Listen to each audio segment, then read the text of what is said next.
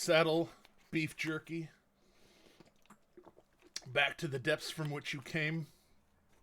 Be at peace. Be at peace. Is it me or you that says the hay? You're the hay.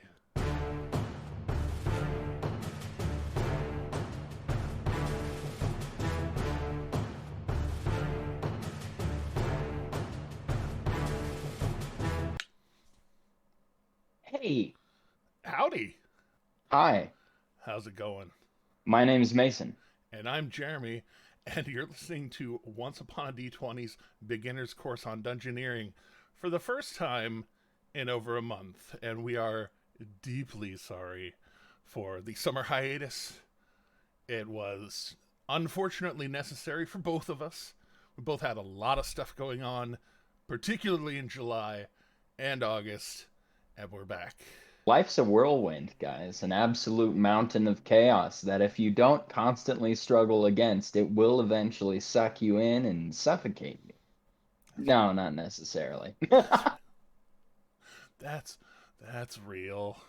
I won't speak for Jer. I'll let Jer speak for himself. A lot of the stuff that's been going on for me has been absolutely hunky-dory. I moved, right, and to a new place with lots of new friends, which is really great.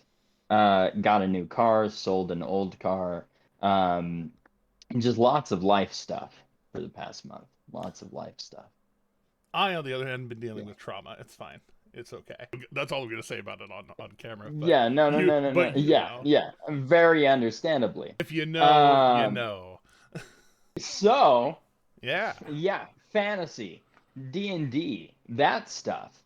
We, back during our hiatus, filmed a video for the lot of you guys to enjoy.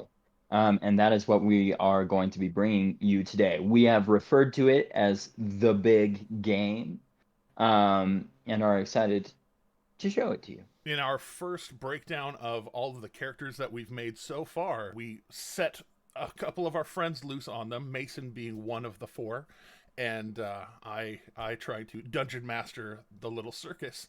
And while we didn't script precisely what to do, the counsel to each of the players was treat this as if you are teaching people how to play by playing what you're playing. So each of them kind of goes through a little bit of what they're doing, how they're doing it, why they're doing it, and honestly, there's a lot of great material to be had. I hope that you will watch the whole thing, but in lieu of that, you may in a coming week see a breakdown of the finer points of each of these little instructional things that we've talked about, incorporating the rogue sneak attack that we've talked about, incorporating the fighter's action surge that we've talked about, and so on. This fight includes counter spells, spells as actions, spells as bonus actions, cunning actions. We've got all kinds of stuff going on in here.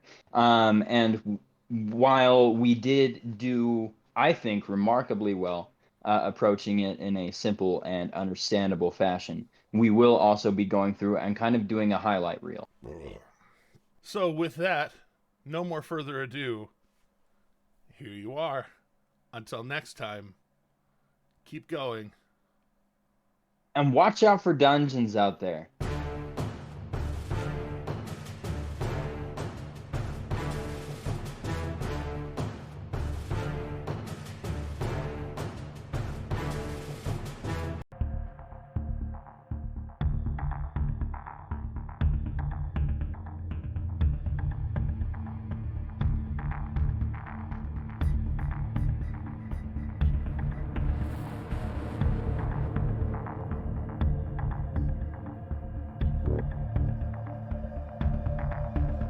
Let's go ahead and everybody roll a d20 to get us started on the draft. Hopefully we're supposed to roll low. I'm just going to say I probably shouldn't be given a spellcaster. I probably wouldn't be able to show that off very well, just because I've mostly played...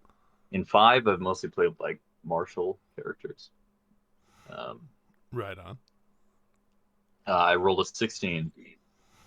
All right. Well then, Mason and Mason and Noah re-roll, so that y'all are rolling off for second. 10. 19. All right, that puts us at John. Who do you want to pick for yours? I was supposed to read. I'll play the elf wizard. All right, you will get Yara. That brings it to Mason. Noah, would you rather be the human fighter or the halfling thief if you want to go martial? I'll be the human fighter. Okay. Actually, you know what? I'll go ahead and be. I'm so sorry, Dimidrim. Your name is Scott, correct? Yeah, Scott or Demandrum. Okay, cool. Dimandrim, do you have a preference, magic or martial? Because I'll just go ahead and choose accordingly. Okay. I've played them both, so I don't care. Okay, in that case, I'll go ahead and be Galdor, the cleric. All right. That gives it to John.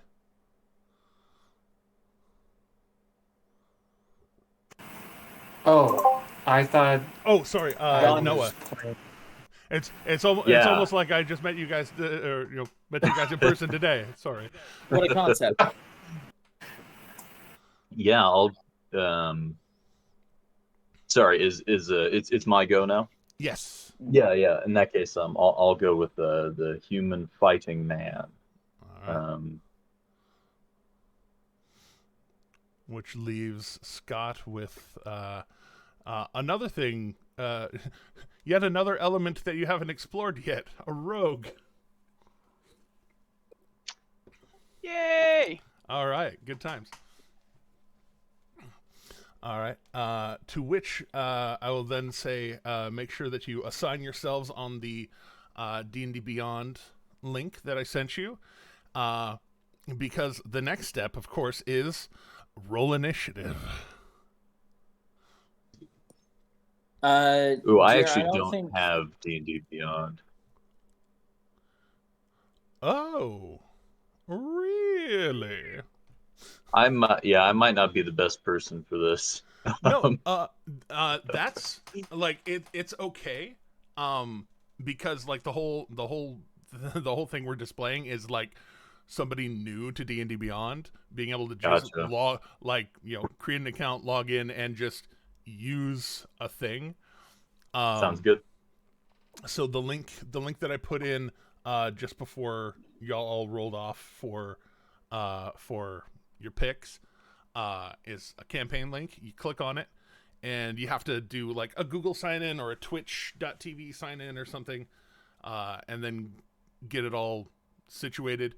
And then I think if you click the link again, it'll bring you right to the campaign page, and then you can pick one of the characters already in that campaign that is not assigned, which all of them are currently in that state.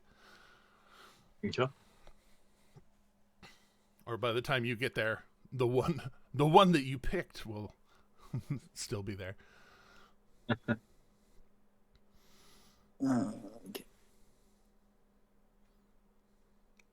Also, if you want to take the extra step and download Beyond 20, it's a campaign, or it's a Chrome extension. It helps. It pops up a couple of little extra clickable things on your character sheet on D&D Beyond that will automatically roll them into Roll20. If you want to do that, you can. If you don't want to, no shame. You can type and or use the easy click dice roller on the left side, and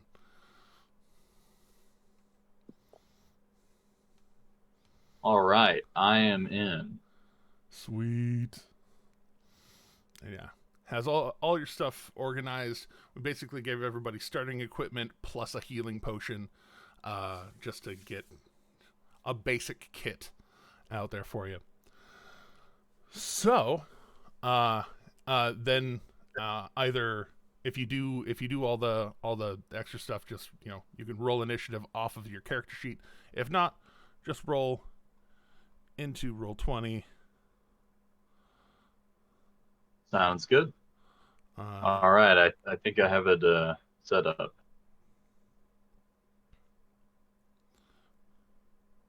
John, which character did you have again? I have Yara. Yara, that's right. Okay, so we'll put that 6 in initiative for Yara.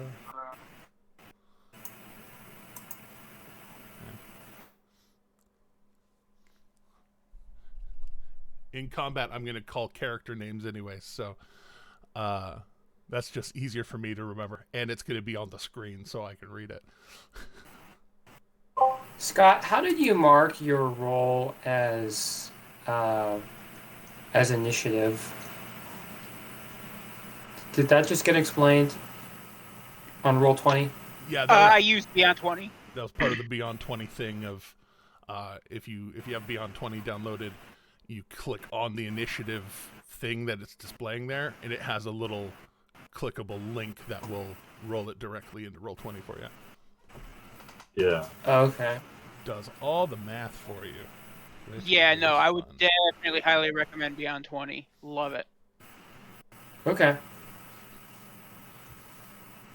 As life in times of COVID are certainly coming to a middle. And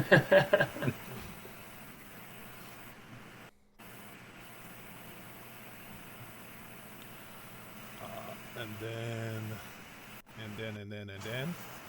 So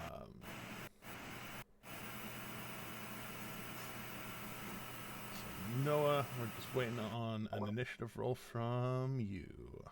Oh, yes. Let's see. So I'm on my character sheet right now. Do I need to go to... let me just... So I got a 21. 21? All right. Getting it rolling hard early. Are you rolling in the D&D Beyond? Oh, yeah, yes. I'm rolling on my character okay. sheet. So that's a fun feature that they have in there. If you roll off of the character sheet, it rolls it into a game log on Nice. In the campaign. So I can just see everything. So like it doesn't even actually have to be in the Roll20. Even fewer cool. tools necessary. Technically. Right. But all right, so that's. I'm double checking that OBS is recording as I want it to. Okay. So we have our initiatives for Phelan at 16, Goteg at 21, Galdor at 12, and Yara at 6. I'm going to go ahead and sort these out via monsters and heroes. And starting out, as you four approach this broken, desiccated temple that's, walls are crumbling, but still somewhat of a structure. As you approach, you hear a chanting within, and suddenly these kind of whispering voices start to whisper, and one of them begins to move towards you. As it comes around the corner, this wisp of light just whips into frame, kind of blinks in, and is going to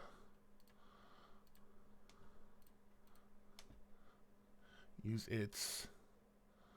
Oh, it's not able to use that because it's too far away.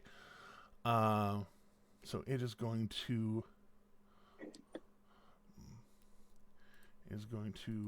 use its action to dodge. It is going to use its action to dodge, so I will go ahead and put a little marker there saying that it's dodging at the moment. And that brings it to Goteg. Goteg, this little wisp of light is flying at you. What would you like to do? Okay. I'm going to use my movement, which is 30 feet, so that'd be 6 squares. And I'm going to go like 1, 2, 3, 4, 5, 6, just barely in range. I'm going to attack it with my longsword. All right. Drawing down on this thing. Yeah, let me see. Let's see here. Okay. And, ooh, I rolled a nat 1. That's all right. You swing and miss hard, impact the ground. You can still come back for a second attack. That's true. I do have a multi-attack. Yeah, I'm going to hit it, try to hit it again. Okay, and that's a 21 to hit. All right, 21 definitely hits. Go ahead and slap some damage down. All right, and I got 9 damage. All right, you come up with the second slash. It slices across it, but there's a little bit of resistance to your slash as you come up on it. Doesn't cut quite as deep as you think it should, with how wispy and nearly formless it is. But it definitely hurts it. Do you want to do anything else with your turn? You got bonus action. You've got other things. Yeah, let me just check my bonus actions here. Okay. Yeah, it looks like I've just got second wind, which I'll save until I get some damage. As far as actions in combat, 2-weapon fighting, it says I can use that as a bonus action. Was that what I just did? If you're wielding 2 light weapons, you can instead of a sword and a shield, you can attack with your normal attacks, and then with your bonus action, attack with your offhand. So okay, sounds now, good. Yeah, I think you're there. That brings it around to the other wisp's turn, and as you have closed in, it is going to fly forward to intercept you, and this one is going to try to zap you. It seems as if as you get close, they start to charge up with some electrical energy, and does a 15 hit you? I believe that does not. All right, so it comes at you, throw up your shield, and the zap just rakes across your shield, no effect. Moving on to this big, bad-looking chick in the back, who, seeing you walk in, you see her hair glowing the same color as the wisps in front of you, and she just starts walking very slowly towards you, and as she does, she begins conjuring balls of energy in her hands, and fires off at that level. Oh wow, that's 3 of those. So she she begins firing off blasts towards you. 14 to hit. A natural 20 to hit. Ooh. And a 17? 17 just barely does not. All right, so I'll flavor it this way. She starts walking towards you, firing off shot after shot. First one bounces off your shield. Second one you kind of deflect with your sword, and third one blasts right in, catching you a little in the chest. I'll go ahead and roll that one more publicly because it's just a D10, but it's 2D10 because it's a crit. So 9 damage as it slams into your chest. Okay, let's see.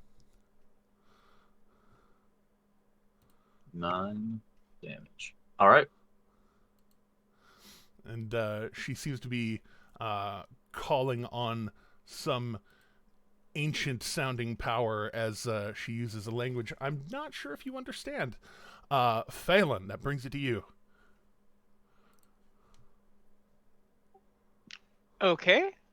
Seeing them come in and try to attack Goteg and get up close with one another, Phelan is going to try to be a little bit sneaky and get up behind Goteg. And since I am a halfling, I'm going to try to use my bonus action and hide behind Goteg so that it can't necessarily see where I am at. All right, go ahead Would you like and me to roll stealth? go ahead and roll stealth.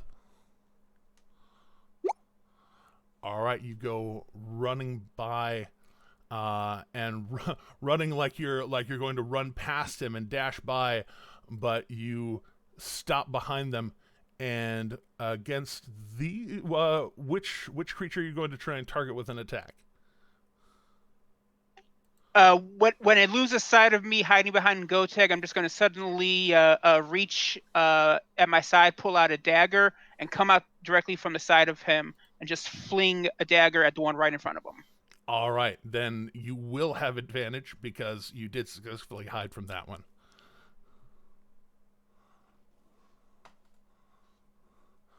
Ooh. All right. I assume a 27 hits. Straight up running by and then just double taking, pump faking back, and just a dagger straight up between his legs, and it just flies out and right into its semi-corporeal form. 8 + 6 is 14. That is also somewhat resisted, but does hurt it quite significantly. It is starting to look like it's trying to stay visible, but it's winking out, kind of losing its corporeality. Do you have any further you want to move, or you can move? Nope, that is my full 25 feet because I'm a little person. Small, and action and bonus action, so pass turn. All right. As y'all charge in, this guy right here is going to as well charge forward, only be able to as you announce your presence and throw the dagger. This guy sees you but can only see you a little bit. You're going to have 3/4 cover from this shot, so add 5 to your AC so that when the shot comes in, it might matter. Brings up his crossbow and starts firing almost wildly. It's like he knows how to use this thing.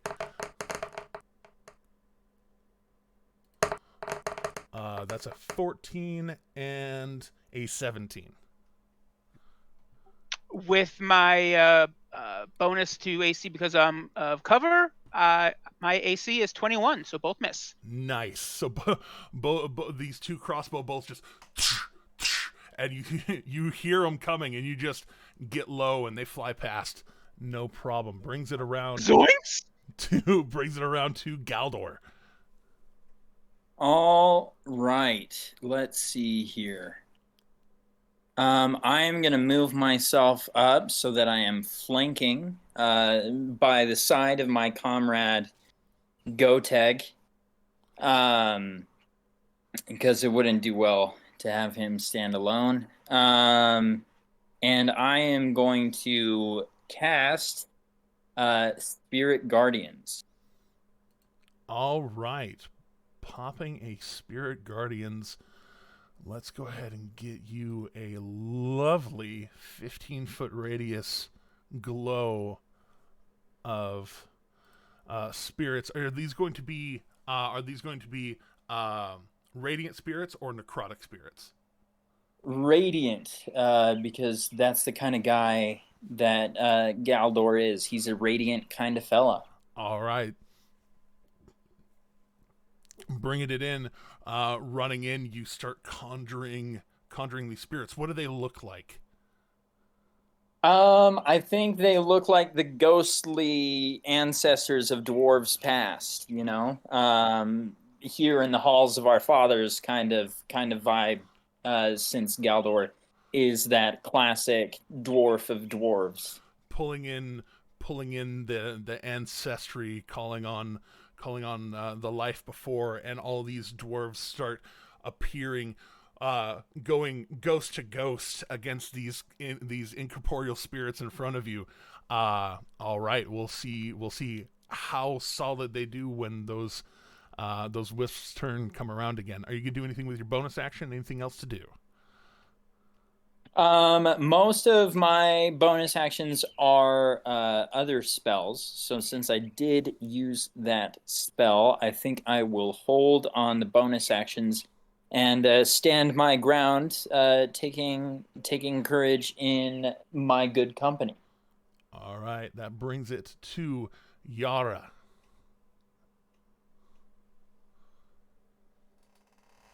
Unmuted. Yara will move to here and cast Firebolt on the injured corporeal form, semi-corporeal form. All right, that wisp right there. Go ahead and make your attack. It's going to have a little bit of cover from Gotag in front of him, but go for it. Okay. That is 15. All right, you charge up the bolt and fire it off. It looks like it's about to hit it, and it gets hit by the daggers, hit by things, and ducks a little bit low, and the firebolt flies past it, just barely missing it. Yara grunts in disappointment. Do you Oh, sorry. do you want to move anywhere else? You can keep moving after you cast. Yara will move. He will stay where he is. All right. So, as that firebolt flies past it, this one's turn begins and has to make a what kind of save? I believe a wisdom save. Wisdom save. Let me check and make sure. Yes, wisdom save. The DC is 14. The roll was 9. So, Excellent. go ahead and rock your radiant damage, 3d8. That is a good old 6 damage. Not quite as much as I'd like, but here we are. But it does seem to take the full brunt of it as your spirit friends, ancestors start slamming into it, passing through it, drawing some of the lightning off of it, and siphoning off some of the last vestiges of its life. It is going to try and bolster that by attacking you. In fact, I'm going to go ahead and mark you with a concentration marker just to make sure that we remember that. And then it is going to try and eat your lunch, as it were. That's my lunch, dang it. Well, that's a natural 1 on the attack, so it's got nothing on you as it arcs off that same kind of lightning bolt towards you. You as well, wearing a shield, right? I am. You put up your shield emblazoned with a symbol of life, and just it arcs off to no effect. Maybe some of the forefathers dive into the path as well to help intercede. Push up your arm just to make sure. All right, brings us to Gotag. All right, so I'm going to we've got a good sort of group here, so I'm gonna just attack the wisp that looks damaged. So I'll just roll. Let's see, make an attack roll for that. Okay, I got a 15 to hit. 15 to hit. Does not hit. These things are very fast. Okay. I'm going to do my extra attack, and that's an 18 to hit. An 18 will just whiff underneath. An 18 will just whiff underneath the speed of this thing. You can tell that it's very fast. Wow. Okay. In that case, I think Goteg is getting pretty mad about that, so she's going to use extra attack. You can attack twice whenever you take the action turn on your turn. So I'll just spend that extra attack. Oh well, extra attack. Oh, not is what extra lets attack. You... Sorry, I mean action surge. Action yeah, surge. All right. So pushing through, miss. Go ahead and roll two more attacks. Okay, sounds good. Oh, I get 2 more attacks. Oh, because of extra attack. Okay, Yes, action surge gives you another action, and when you take the attack action, you get 2. That's right. Okay, unless it's haste or something that stipulates 1. Fighters, one, man. Yeah, the third one was even worse. I rolled a 12.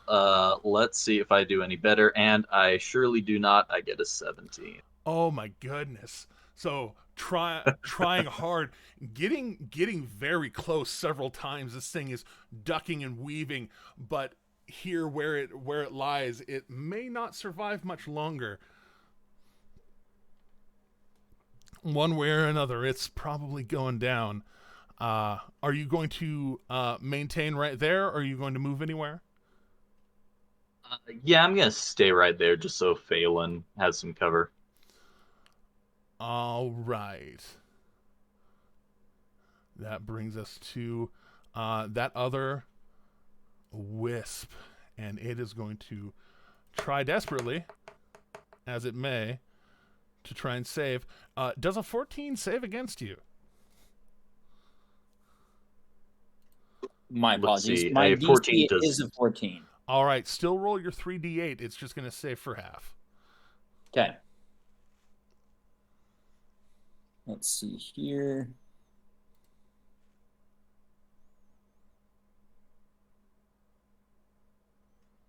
$15 on that one. Stonk. Did more damage on the second one, even with the save. So your ancestors grab onto it and start just grabbing and pulling the life off of it as they keep moving in this swirl around you, and more of this one's life start getting pulled off of it, and it too is not impressed with it and is going to try and shock this right out of you. Please don't.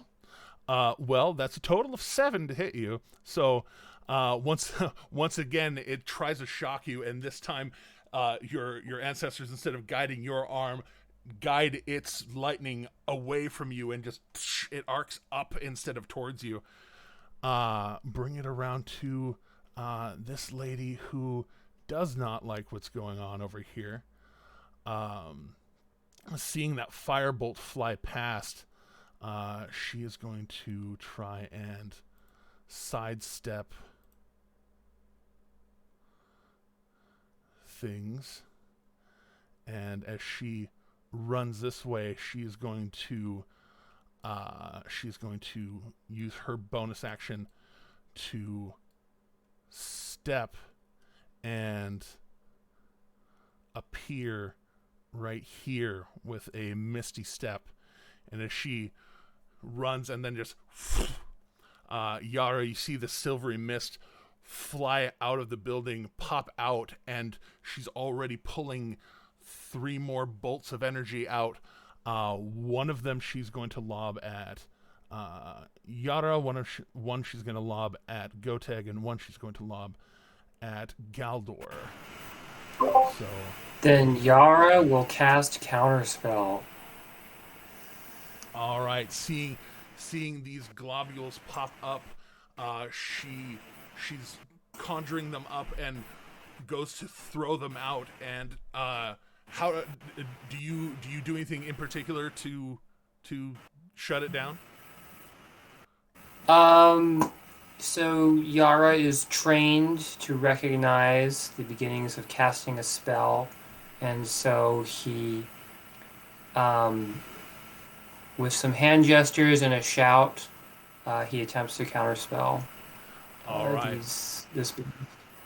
As each of these bolts leaves her hand, first one flies towards you, bah! and the first one disappears. Second one starts flying towards Goteg. You shout again, bah! And the third one flying out, you shout just one more time. It just says, bah, bah, bah! And all three of them just dissipate into the air. No effect.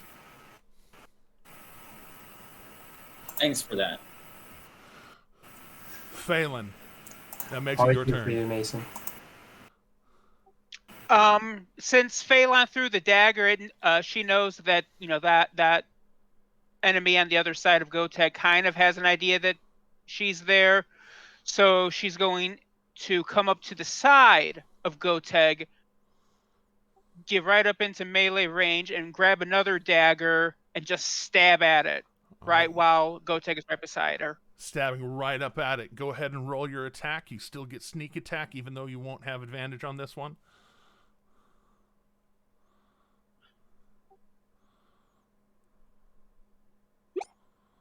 That's still a hit. So holding on to this one, you just right up into it, and even though it is somewhat resistant to that damage, it only had 5 life remaining. You stab right up into the center of it, feel that little bit of a shock, like you touched a little bit too close to a light socket, and then and it disappears. Okay, that's action. Some of my movement. With the rest of my movement, I'm going to hide behind Galdor. Use the dwarf. Dwarfs are medium. So yeah, I'll use my bonus action to try to hide behind the dwarf. All right, trying to use Galdor as cover. Go ahead and use your. I'm feeling 30. Very stealthy. That's a 30. You are. I'll even say, kind of like between his legs, almost, keeping yourself very close, on the back of his armor. All right. Tremendously close. Tremendously close. So close that this tracker here that fired at you a moment ago is going to lose track of you, and being somewhat frustrated from that is going to run forward, close in, come around this corner, and point up towards Goteg and draw down on him. Spirit Guardians, though. Oh, he did run into Spirit Guardians. He did not understand the ramifications of his actions. That's only a 12. Roll 3d8. That's what I like to hear. 17 damage. Oof. This Giant pain. man's runs headlong into dwarven spirits, and I believe the term is finds out, as he slams into them and just draws down on Goteg in pain as they try to tear him apart. That's a 22 and a 9 to try and hit you. Okay, the 22 hits. All right. What if it didn't, though? That'd be pretty The 22 doesn't hit and the 9 hits? Yeah. Right, yeah. I'm using descending armor class. We're playing Thaco now. Okay, got it. Right, yeah, exactly. Yeah. So that's the only Thaco joke I know. I'm not that old school. But he draws down, you fires off first one, flies right into your shield. Second one, and just draws down, and that is 11 piercing damage for the 22 to hit. How you looking? I am 24 out of 44, so I think on my turn I'm going to take a second wind. All right. Well, it does bring us around to Galdor. Okay. Galdor, I think, is also going to see how Goteg is doing. Since I'm right next to him, I'm going to do a quick first level cure wounds. All right. to hopefully aid with that. Aid with the healing that he'll also do on his turn with the second wind. So that is 1d8 plus 6, if I remember right. 1d8 plus casting modifier plus 3 because of life cleric. So you will get 8 hit points back, Goteg. Thank you. Yeah, sure thing. And again, my bonus actions are largely spell focused, and I am trying to help out my good friend Phelan, who is hiding behind me. Phaleon, I should say, or however we want to pronounce that. So I think I'm going to stand my ground. I think I'm going to stand my ground and not use a bonus action as well. All right, standing your ground. Crossbow bolts flying, spells flying. Yara, it brings it around to you. Yara is going to pull out a dry stick from his materials pouch, snap it, and cast Shatter on the square between the tracker and the wisp. Ooh, that's a 10-foot. Is it what's the radius on that? It is a 10-foot, but Yara also has the Sculpt Spell special ability, so he's going to shield his comrades that would otherwise be affected by the spell. All right. So as Yara pulls up the stick and just snaps a little piece off of it, you don't hear anything as it snaps, and suddenly right here, this shattering thunder slams in front of you and in front of these two gentlefolk on the front line, but it seems to, as it thunders out, stop right in front of your bodies, and the force of it just disperses around you as Yara sculpts the thunderous wave from slamming into you. Go ahead and roll. That's 2d8 or 3d8 damage. I forget.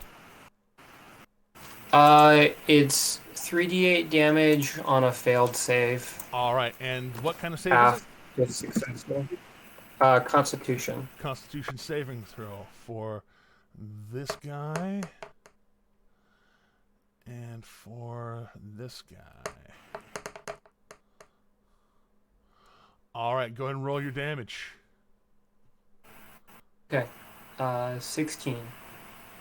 DC 15.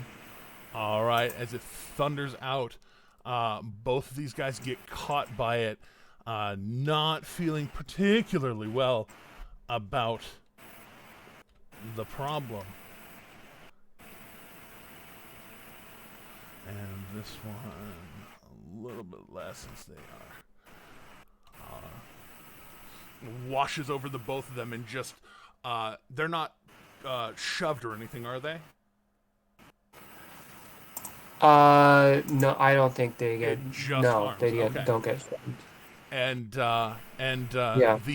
the stonework around seems to break as well as the wave just slams into it, not quite knocking it down, but it does just rake this whole, like, outer shell of smooth or what might have been there, tumbles to the ground. Anything else for you? Yara's gonna move behind the statue he's adjacent to. Trying to interrupt a little bit of eyes on you. Yes. All right. That's his turn. Then it comes around to Goteg, as it often does. All right. Galdor, are you and Phelan, are you guys confident taking on the tracker and the wisp on your own, or would you like me to stay here? How are you feeling, Phelan? Go do what you gotta do, man. Yeah, All right. I'm feeling pretty good about this wisp at the very least. What I was thinking of doing was to hang around Yara, and then prepare an action, which is and tell me if this would work, within the rules. I was thinking that as soon as the blue-haired spellcaster in the graveyard tries to, actually, you know what? They'll probably use ranged, so never mind. Instead, I'm just gonna stick around here and attack the wisp. Okay. I think I picked up what you were laying down. All right, I got a nat 20 to hit. Ooh! Watch out there, brother. Go ahead and roll. That's a longsword, so roll 2d8 plus strength. All right, that's a 19 to hit. I mean, not to hit. 19 damage. 19 damage. Oof! So as you slash across this one, although somewhat resistant to the non-magical blade, it does carve a huge swath of its life out, and it is barely it's more out than in as it's winking out on off the material of it almost completely broken. And I believe All right, you have another attack. I do. Let's see if I can finish this off. Let's see. Longsword to hit. I got a 17. 17. As you swing again, it winks out. You swing right through it, and it winks right back in. No effect on that one.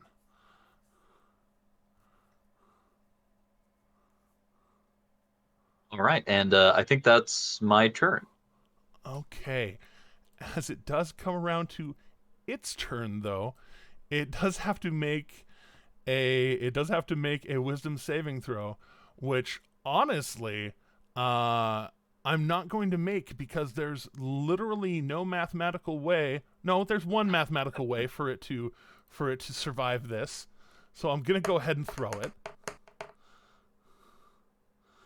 All right. So I failed. So now that I failed, there's no mathematical way for Galdor to roll low enough to not kill this thing. Galdor, how do your spirits tear this thing apart? I think that one of the dwarven spirits, maybe Galdor's, great, for kicks and giggles, we'll say Galdor's great grandmother reaches out and just closes a fist around the thing. And with little, sparkles of electricity shooting out of her hand, just crushes it. And it is gone.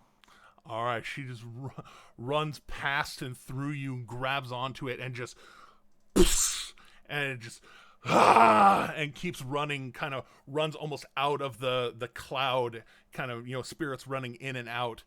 All right, and it is gone. Wait, dramatic pause. Gone.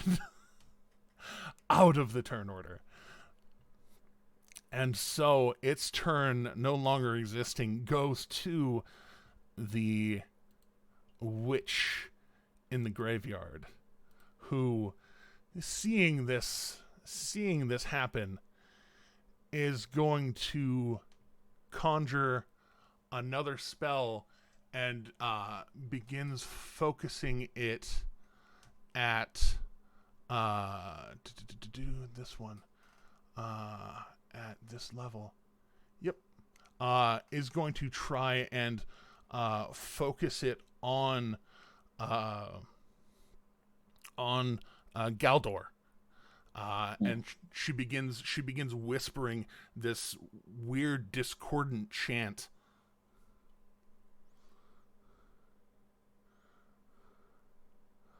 I know we have a very particular caster around. Do you have anything that you want to or can say about it?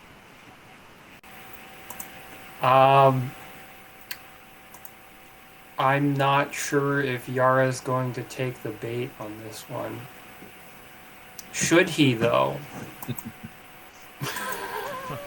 I'm not going to weigh in.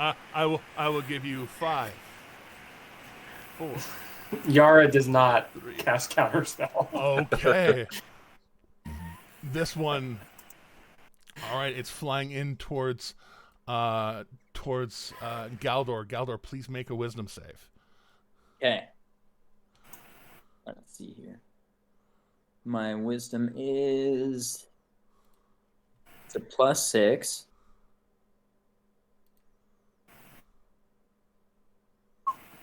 23. All right. Well, in that case, you are going to take... That's... I'm going to roll 7d6 because they are casting it at the only level that they can cast it at, 5th. Ooh, Warlock. Warlock bad guy caster. Okay. As you are about to find out, I'll go ahead and pull up the advanced dice roller, put in 7, select dice 6, roll it. It rolls it in public there. So you will take half of that because you did save. And you feel this discordant psychic burst in your mind for 11 points of damage. Please make a Constitution saving throw to hold on to concentration to your spirit guardians. Okay. So that one is a +3.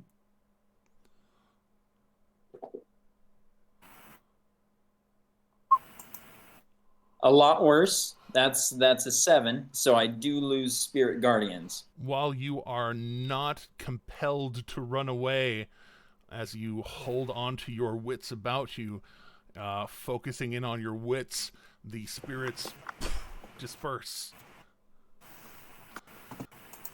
Okay.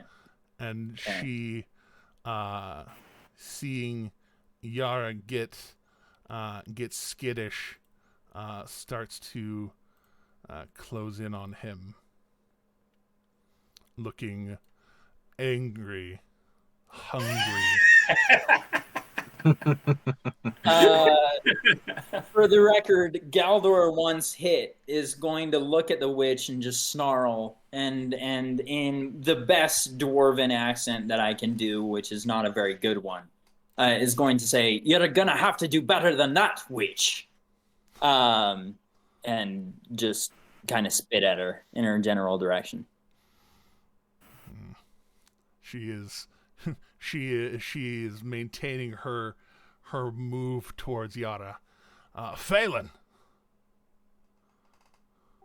Okay, as the circling spirits dissipate when Galdor loses concentration, Phelan is going to charge straight ahead, both through Galdor and Gotek's space. Since I am a halfling, my halfling nimbleness allows me to move in without losing any movements. Quickness. Distance. And I can't tell if this bad guy is on top of a platform or not, but if it is, because I am a thief, second story work doesn't cost me any extra climbing speed, so I will get right up on him. All right, so you run up. Those are steps. Those aren't like a full climb thing. But as you run out and around the corner, you are able to get the drop on him because he definitely can't see a 30. Okay, then as I get up on him, I will attack with my dagger.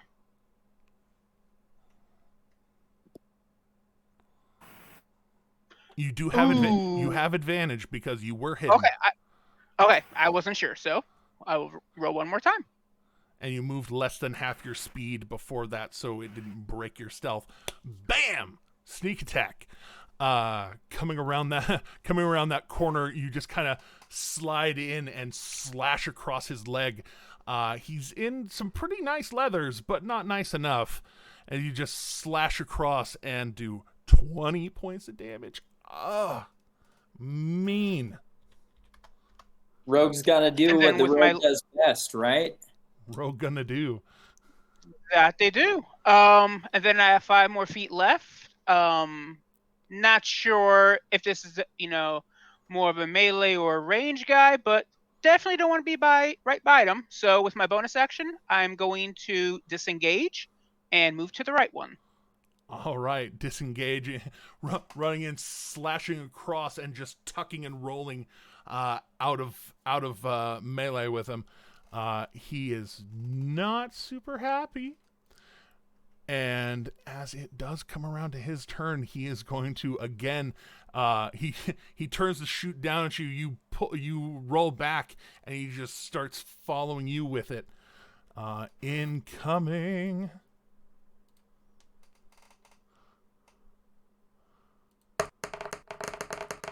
Crossbow number. This one.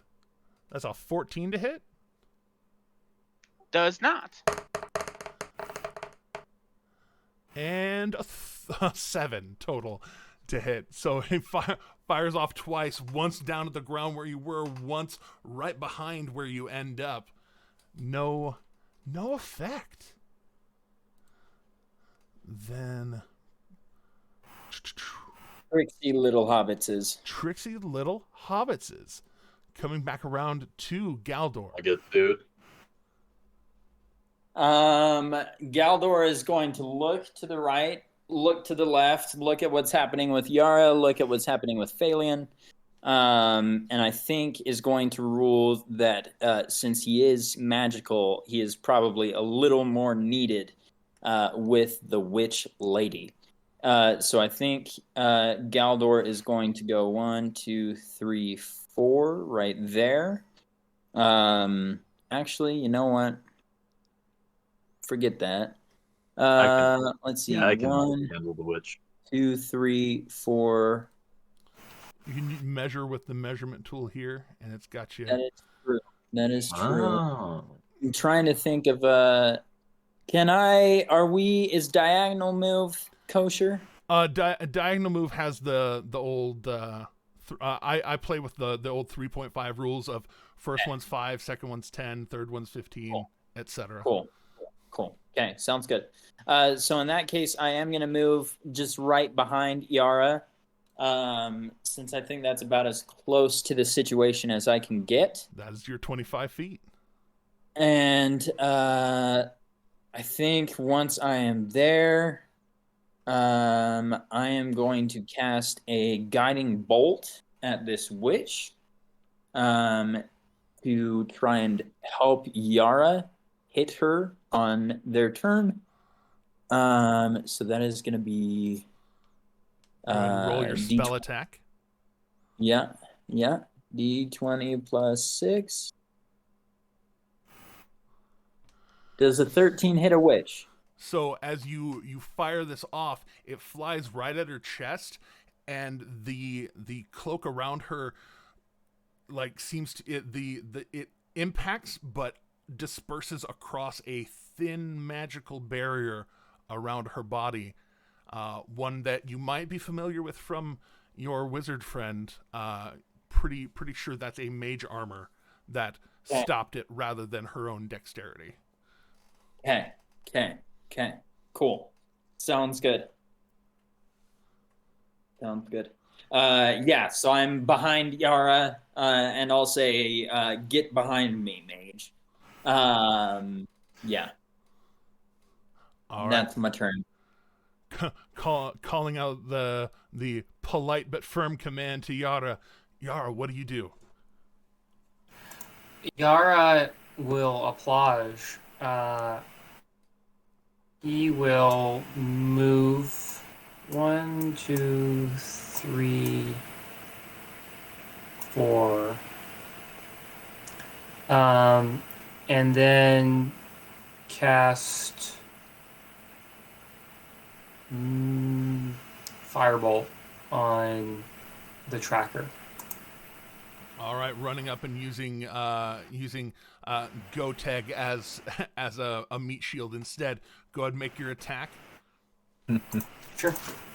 This guy seems much less dexterous than the other ones.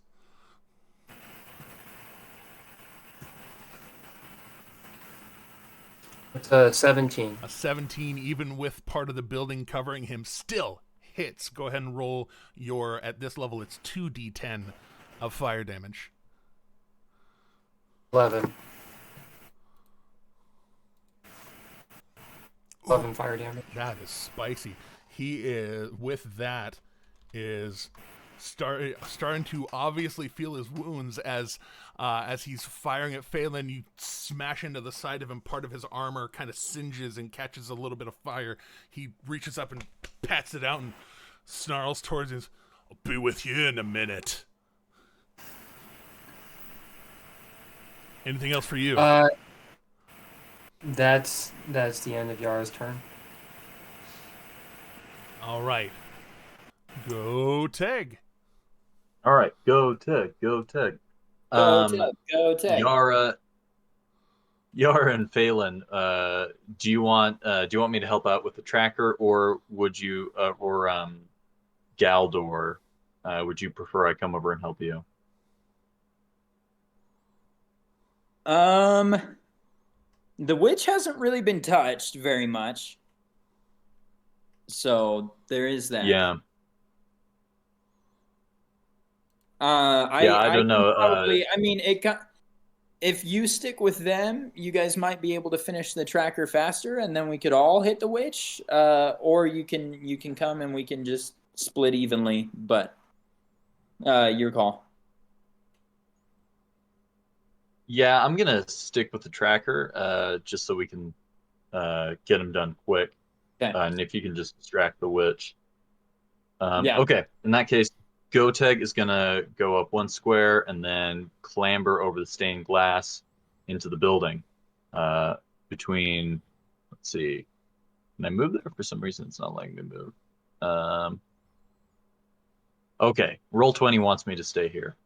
So I think you wanted to go over here? I wanted to go over here. Oh, okay. Yeah. Yeah. Fixed. There we go. Oh, did I? Okay. Did I have that set up? Well, I fixed it, so it's fine. All right, and I'm gonna let's do a 2-hit roll here. I got a 17. 17 on this guy. Yeah, definitely. You jump through and slash right into him. Nice, and that's 8 damage. 8 damage. And then the second attack was a 15. A 15 on this guy does hit.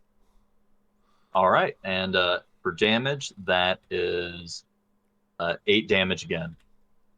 All right, so as you jump through the window, kind of bash his crossbow out of the way, starts slashing at him. He tries blocking away, but you're definitely wearing through his defenses.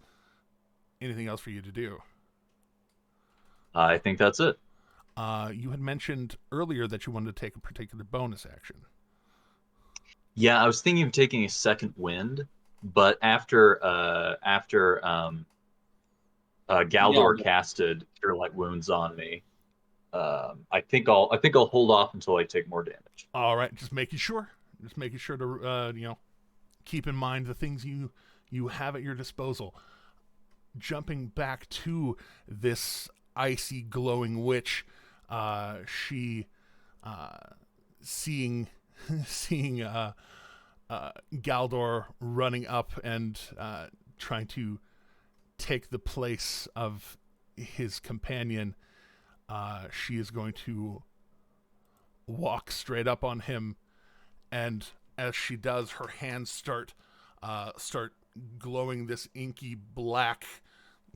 If black could glow, it's this kind of effervescence of shadow as she goes in and looks like she is going in to try, and she's casting a spell to try and do something very terrible to Galdor. Would Yara be able to, from his knowledge of the arcane arts, understand what this spell was? At least get an inkling of it, how powerful it might be? I will give you just a cursory Arcana check to try and identify it. It's going to be a little bit hard because it's right there in the moment, but you can try. Sure.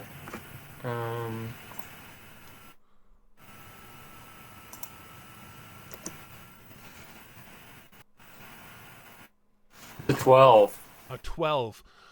You are aware with a 12 that it is a spell of it is a, you can tell that it is a necromantic spell. You're not exactly sure which necromantic spell, but you know it's bad. Right. Well, then Yara will cast Counterspell to attempt to cease it. All right. Go ahead and roll a d20. Add your intelligence modifier as you are trying to counter a spell that is being cast at a higher level than third. Okay. All right.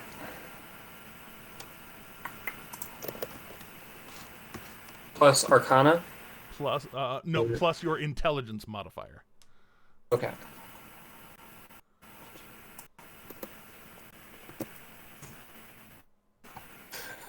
That's a 7. That's a 7. All right. So as you try and do your same clap and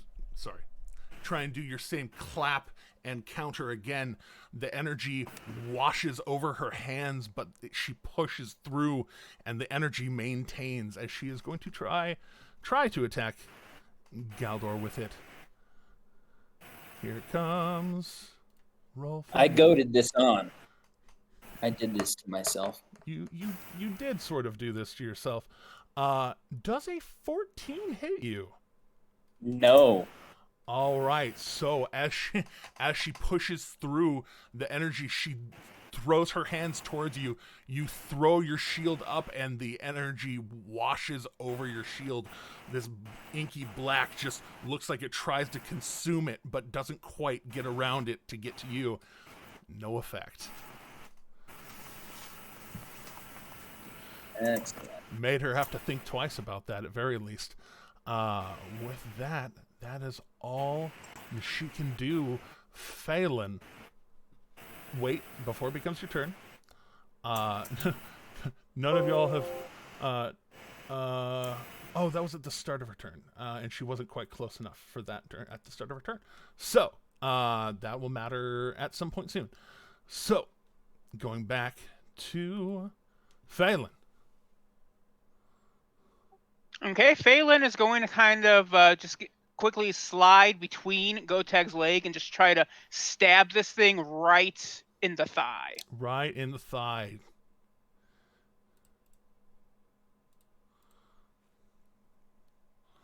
Does an 18 hit? It does, for 20 more damage. Yikes! You slide between his legs and just shank right into one of them. It starts bleeding out. Not quite femoral, but it is bad. This okay, dwarf with my... Do what now? Sorry. What was that again, Phelan? Go ahead. No, I was just saying the dwarf chose the wrong team. It's you. Yeah. Sorry, Scott. It was a random quip that was meaningless and unimportant. My apologies. It's all good. All right, so I use 5 feet to get there. Bonus action disengage, so he won't get an attack of opportunity. And then I am going to chuck all the way down here. Oh, It should be 25 feet. trying to get away. All right. Running in, running out. Not so much running away, but hopefully Goteg will be able to take care of him, and then we'll all be able to focus more on the mage, the warlock. Oh yeah, no, hit and run. That's bread and butter. Then here it comes. This guy point blanking on Goteg, and say, "Nothing personal. You're just interrupting business," and he is going to now that you are so close, he's going to draw his longsword and is going to try and cross swords with you, kind of holding away the crossbow, and going sword to sword, and with this, he is able to make 3 attacks to try and harm you. Though I don't believe a 13 hits you. I don't believe 16 doesn't hit you. Does an 18 hit? No. 18's his AC. All right, so running in. No, not Galdor, Gotek. Oh yeah, no, I'm saying for Gotek. I've got his sheet pulled up. 18's his AC. Oh, okay. All right. Yeah. Then throwing down. That will be a total of only 5 damage as he Not bad. crossing swords, catches you a little bit. Starting to wear down a bit, and he is going to call out for aid from his the mistress for which he serves. Galdor. Most excellent. I think Galdor is going to cast Inflict Wounds at 2nd level on this witch, since she closed the distance with him. She did close the distance. So It's what some children would call not good. that is a 21 to hit. Ow! So is that 4d10 necrotic damage? That is 4d10 necrotic damage. So Yowza. after she attempted to do something necrotic to him, he is going to look to her and says, "I can do everything, you can do better." And his warhammer that he holds, from where his hand is, black twisting energy is going to go up the full thing of the warhammer, and he's just going to smack her in the side of the head with his blighted warhammer. All right. That is 23 necrotic damage to the witch. Smack. Ooh. It slaps her across the face, and as she kind of recovers from the hit, you see these tendrils of black still on her face from where you hit her, and she just kind of smiles, a little bit of blood in her teeth, just.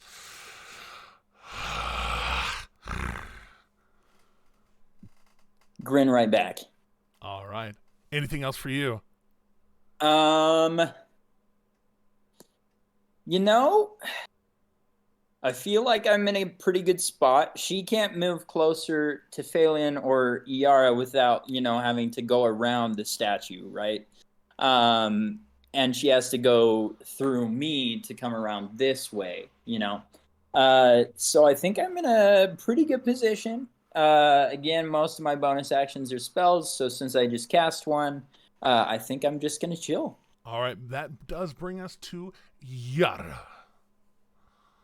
Ooh, wait, actually, no, I can't interact with an object as a bonus action, can I? Because I am a cleric and not a rogue.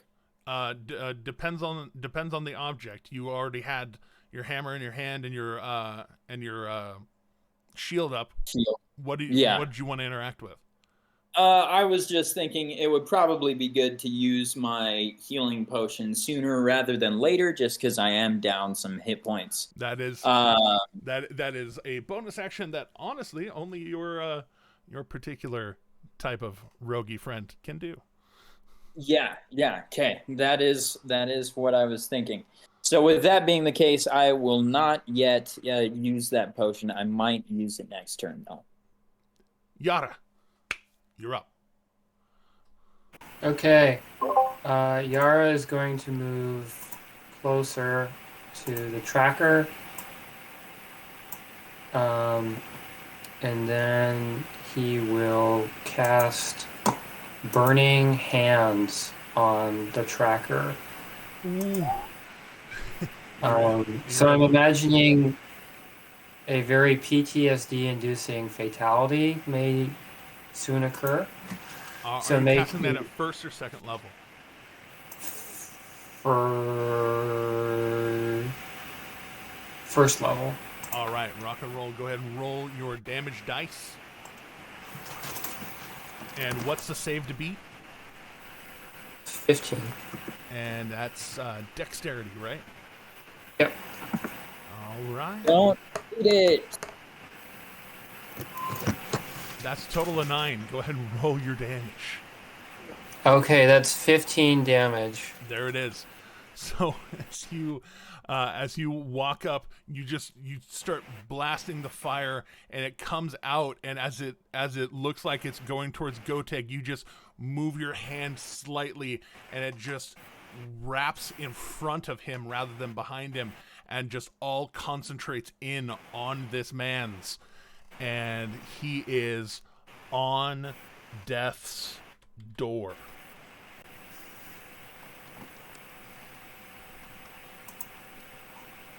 Okay, that's Yara's turn. Goteg, that brings it around to you. This man's is in a bad way. All right. Well, first off, I'm going to take a second wind to gain 1d10 plus 5 hits back, or hit points. Let's see how I do there. Let's see here. That's 2, 7. I get back 7 hit points. Not great, but not terrible. Okay, and then I'm going to attack the tracker. All right, and that's 17 on the first attack. All right, he's getting toasty. Go ahead and roll your damage. All right, that's 12 damage. All right, you come around on this guy. How would you like to try and take this guy out? Ooh, I think that I'm gonna bring the longsword down on him and just like split the skull. All right, so you bring your sword around, and he's getting barbecued from one side, kind of crossbow in one hand, sword in the other, and he's getting toasted. He tries to block your attack as it comes in, and you just shatter his sword and right into his skull, and he is dropped. All right. Hey, oh. Go ahead and take him off the track. All right. You have freedom to move where it is you may want to. Okay. Yeah, I think I'm gonna move. I'm gonna climb over the stained glass here. Okay. Let's see if it. Oh, it's still being weird about letting me go down. There we go. So I'm gonna go 1, 2, 3. Does that count as, because that's climbing? Does that like hurt my movement? The glass was supposed to not be there, so it being a fairly normal step, it's not that much to cause difficult terrain. Oh, cool. Okay. So in that case, let's see. 1, 2, 3, 4, 5, 6. Yeah. And if you want to do the diagonal to here for your 6, if you wanted to close in on it. Oh, yeah, I'll do that. Okay. All right, so breaking that guy's sword, cleaving his skull open, kind of taking a quick breath and charging in towards the witch. For whom's the turn tables, as they say. Let's see here. All right. As the two of you are up close to her now at the start of her turn, the two of you most close to her, please make a wisdom saving throw. Okay. Let's see.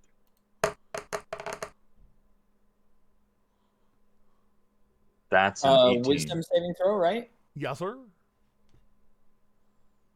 Yeah, wisdom save.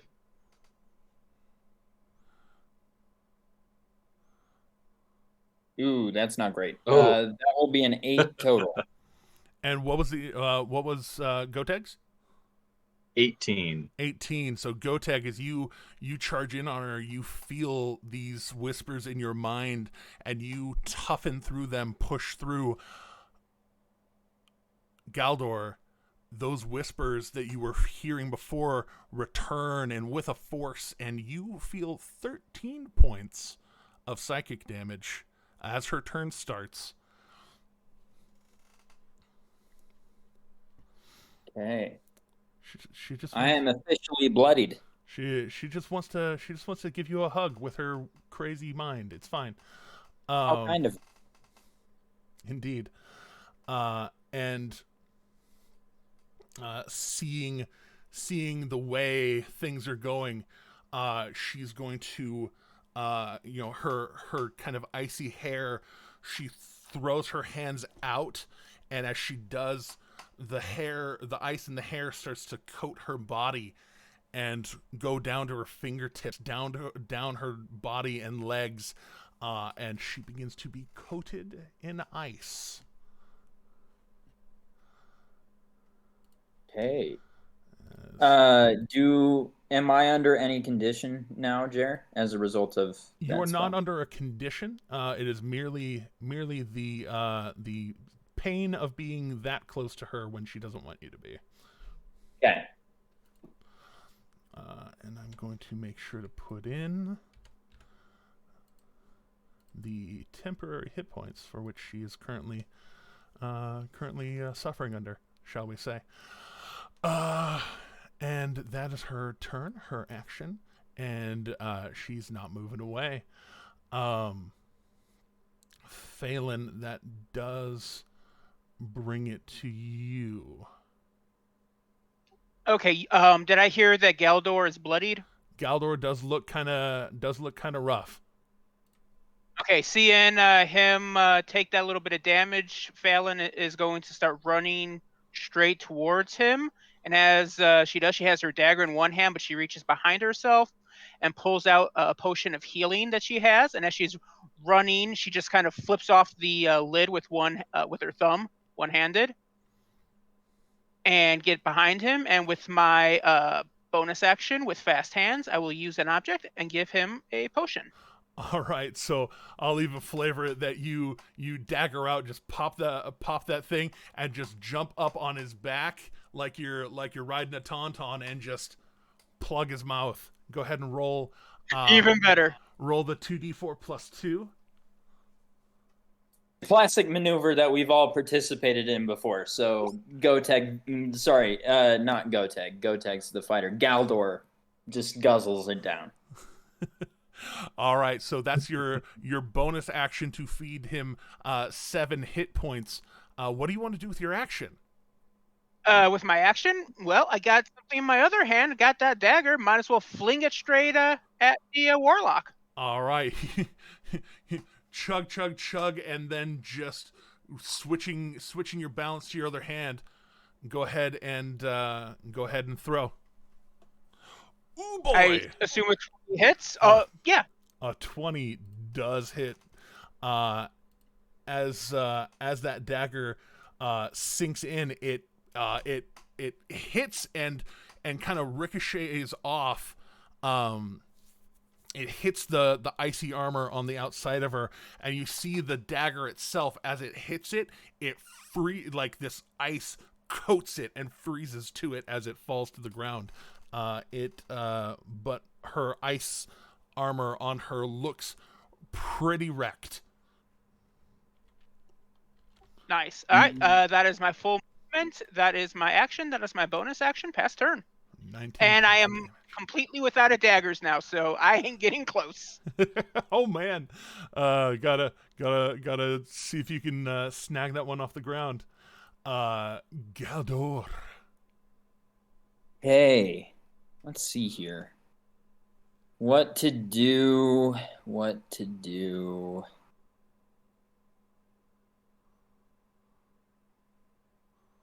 I'm in a cold spot. I'm in a cold spot here. You are in a rough terrain, as it were. Rough terrain, as it were. I did just get a potion, which is nice. I'm happy about that. Inflict wounds went pretty well last time. I think I'm gonna do it again. Go for it. I'm gonna. So that is a d20 plus 6. That's a 21 to hit again. All right. And we are in this second level, so that is another 4d10 damage coming her way. 4d10 damage coming her way. As you reach out and slam your hands into her, the ice around her breaks, and you also receive this reverberation of cold energy. You take 25 points of cold damage from the armor of Agathis. That does shatter from the damage that you do. Okay. I'm still standing, but that was a hit. Thank you for the potion, because I would not have been if not for that. Holy moly, holy ravioli. Okay, so yeah, I think again, kind of for flavor, using the Warhammer as the means of application. This time bringing it down onto her. Galdor deals her 21 damage. She throws her arms up and catches the blow, the ice reverberating back through your hammer, freezing your arm. You just feel it go numb, but you hold tight. But it slams into her arms, and both her arms now have this mark of your necrotic damage. As a life cleric, sometimes gives life and sometimes takes it away. Is that everything for you? Giveth the good Lord taketh, that kind of the whole thing. That is what they say. Yara. That is. Okay. It comes around to you. Yara will move over here and cast Shatter on the witch. All right, and you let it loose, and it's 1 plus the spell level, right? Yeah. So you don't have to worry about your friends at all. Great part about an evocation wizard, you just throw the spells. It's fine. Yeah. You center this thunderclap on her. Go ahead and roll, of course, your damage. I will go ahead and roll my Constitution save versus a 15, was it? Yeah. Wow. That's so good. That's only an 11. Okay. Well, that's 21 damage. Nice. So you walk around that same kind of thunderous clap. You break another piece off the twig, and just right in front of Galdor, it's this kind of barrier forms in front of him and Goteg, and it's on the other side. The statue next to it obliterates one of the arms off of it, and does obliterate her somewhat as well. Yowza, she is looking rough. Anything else for you? No, that's it. That's Yara's turn. All right, comes around Goteg. All right. Does she get any cover for my attacks with that statue between us? No, because you are right up on her. Okay, cool. In that case, then I'll just hit her a couple times. Let's see. Longsword hit. That is 24 to hit. Definitely hits. If it didn't, I would be scared. That's 9 damage on the first attack. All right, you catch her arm. Go ahead with the second one. Second one is a dirty 20. That does also hit. Okay. And damage-wise, I got a 12. All right, you catch her in one arm. She tries to block it away. You catch her in the other arm as she tries to block it away. She's looking really rough. All right, and I think I've used up all my bonus action stuff, so I think that's it for me.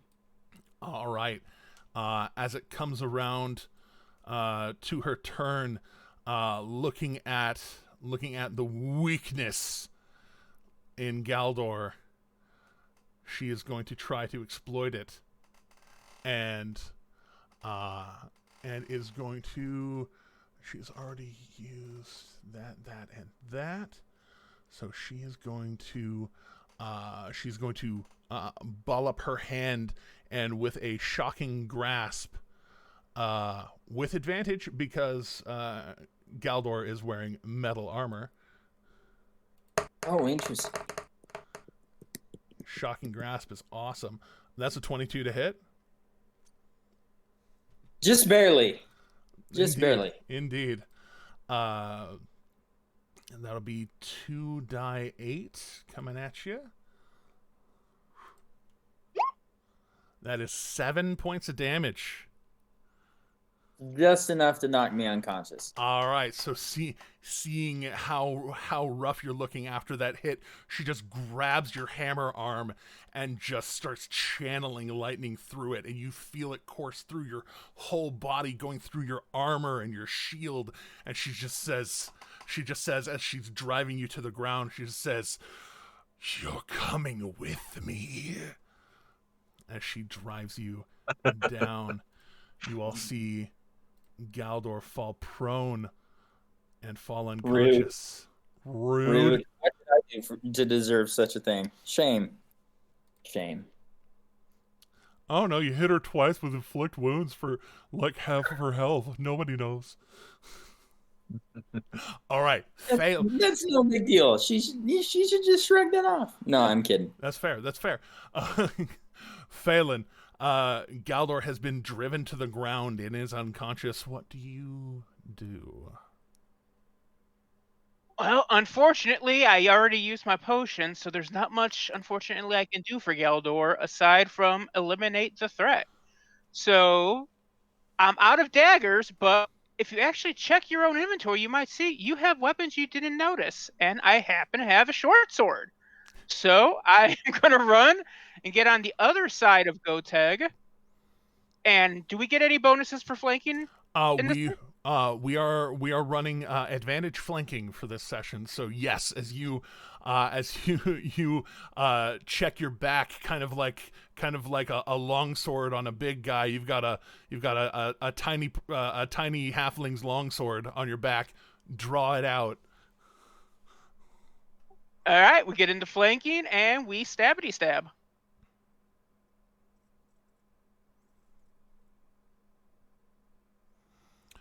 Oh boy. For 24 damage. 24 damage. How would you, Phelan, like to dispatch of this icy witch? I'm just going to, seeing Galdor fall down, be like, no! And just reach behind me, pull out the short sword, and as I'm running right past her, just drag the sword across her.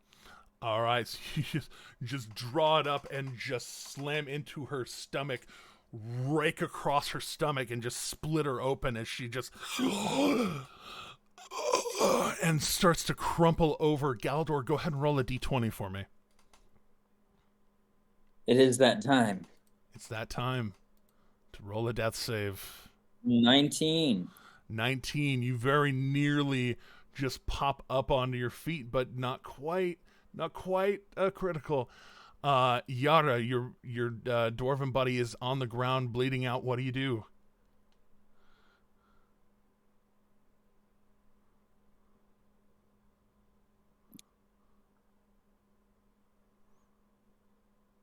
Yara, I think you're muted. Yara will approach his comrade Galdor and carefully observe Galdor's struggle for life to see if it's worth using a healing potion or not. Maybe he'll just get better on his own. Classic 5th edition D&D. I don't know. I might need this later. Well, you did just watch her grab his arm and shock him into unconsciousness. So He'll be fine. It was a big baby. It was a pretty bad tasing. Yeah, he's gonna get the potion ready, and if it looks like Galdor's gonna go under, he'll use it, but only when it looks like Galdor will need it. Okay, Gotek, do you do anything in particular? Yeah, I was originally gonna heal him, but this is really, I like this a lot, so I think Gotek's just gonna stand next to Yara and just kind of be like, hold their arms and just be like, This is the almost dead gang, where we only intercede when someone's on the brink of death. All right, Phelan, do you do anything to try and intercede with this? I sigh heavily and roll my eyes. Fast burn. All right, sigh heavily and roll your eyes. Galdor, go ahead and roll another d20. This will teach the viewers a thing or two about death saves. Exactly. Yeah. Yeah. Pragmatism. This is And know who your party is. All right. So that's a failure. So we're 1-1. Yeah, everyone else has kind of announced what they're planning to do. So go ahead and roll another death save. No. Yeah, we have to go turn by turn. No, Yara will supply the healing potion. All right. So seeing Galdor in kind of repose for a moment and then convulse a little bit, and just lean down and just pour in the potion. Go ahead and roll your 2d4 plus 2.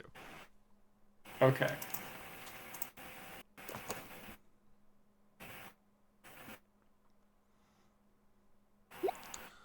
Okay, that's All right. 7. 100 gold pieces to keep a competent healer alive. I say it's worth it. But you pour it in, and suddenly Galdor kind of just has that same convulsion, but this time choking down the healing potion, suddenly coming to consciousness,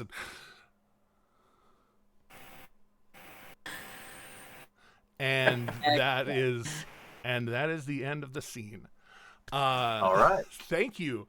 All three of you who are not somewhat obliged to be here with us. Y'all are great. Y'all were a lot of fun, and especially for like just a pickup single combat. Y'all were hilarious, and I loved it. So Thanks. Maybe someday you'll let me play for you, Jeremy. It's not like you're Well, in like 3 games Thanks, that I made. John. Thanks, Chris. Appreciate it. I need to go in just a minute here, but the show's at 7, so I should probably head over in a minute or two. But Yeah. I have like I basically set my own hours with my current job, so I have a lot of free time to run games. And right now I'm just like running Mothership, and occasionally the occasional Cthulhu game.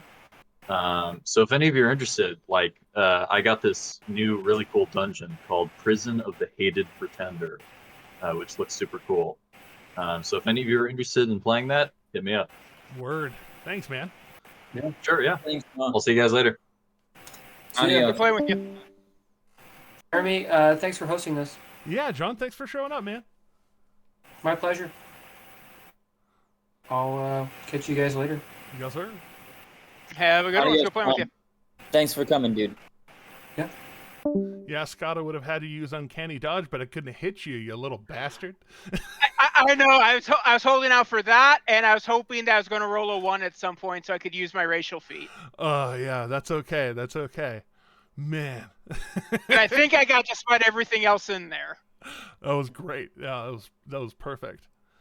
If I made it to my next turn, I was going to guzzle down a potion and do a bonus action prayer of healing on myself. But I went from, mid-20s to 0 real quick. Oh, yeah. So. No, that Armor of Agathis, I love putting that one on display because it's like low level. Yeah, it feels a little bad having only, 5 or 10 or 15, go back and forth, hit and retort. But that 25 damage is something else. Yeah. That's why I threw that dagger. Yeah, no, I know you knew what was going on. I was like, oh, it's Armor of Agathis, but it's probably not like huge Armor of Agathis. I didn't put together no, dude, it's going to be 5th level. Yeah, until it was too late. I also love that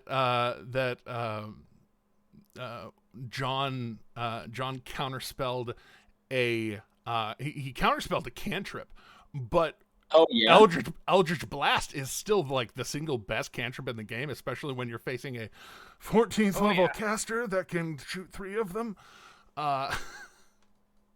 Well, yeah, when she was gonna shoot the things, I was like, I wonder if this is Scorching Ray, what this would be, and yeah, that makes sense. but still, counterspelling a cantrip can still be like not your teammates not going down. Yeah. That can be a big deal. And as we saw with his firebolt that actually hit, even a 5th to 11th level, firebolt still is 2d10. Yeah. Constantly Nothing forever. to sneeze at. Nothing to sneeze at.